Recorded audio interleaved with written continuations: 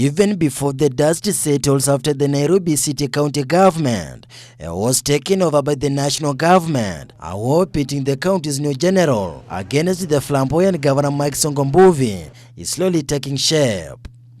Major General Mohammed Badi, who was appointed by President Uhuru Kenyatta as the Nairobi Metropolitan Services Director General, is yet to implement any substantive project following the back and forth with Governor Mike Sonko, who has refused to release the 15 billion Kenyan shillings for use by the newly created office. Indeed, appropriation bill that we passed, it is above board.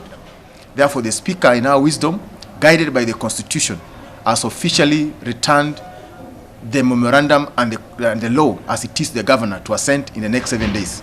Failure to in the next 7 days, we have no choice. The bill becomes an act. The members of the Assembly on Friday held a special sitting and agreed to assent the bill into law, accusing Governor Mike Sonko of sabotage. Basically, the Assembly has worked within the law. And we said we are appropriated money, which was brought for us from the governor's side, as per the transferred functions. In fact, robust assembly, and to make sure that the NMS and the county government are facilitated to do their work.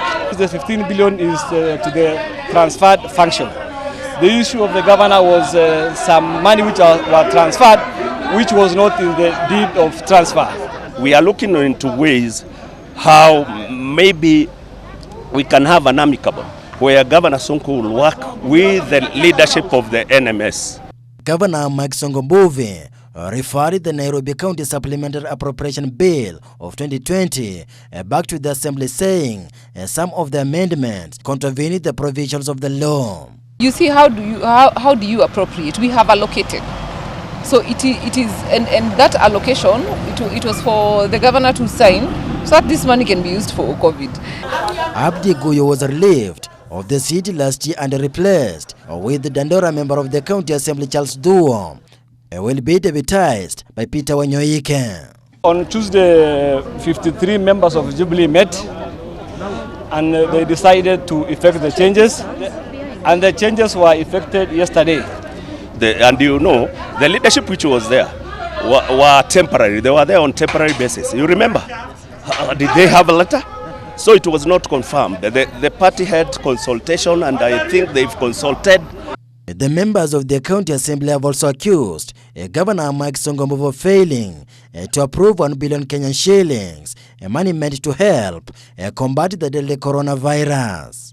And we have solved those matters. And the governor has agreed to work with everybody, including myself. No, we didn't have such big challenges, just a misunderstanding, but we sorted that issue out. And as a majority, I want to assure the governor and the NMS that we are going to work together. The comeback from Guyo is not comeback from Guyo alone. It's comeback of members of Nairobi,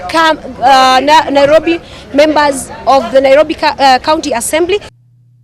Reports, however, indicate that Governor Mike Sonko, upon meeting with the Senator Johnson Sakaja, agreed to release the funds for the Nairobi Metropolitan Services. The efforts to reach Senator Sakaja proved futile as his phone went unanswered.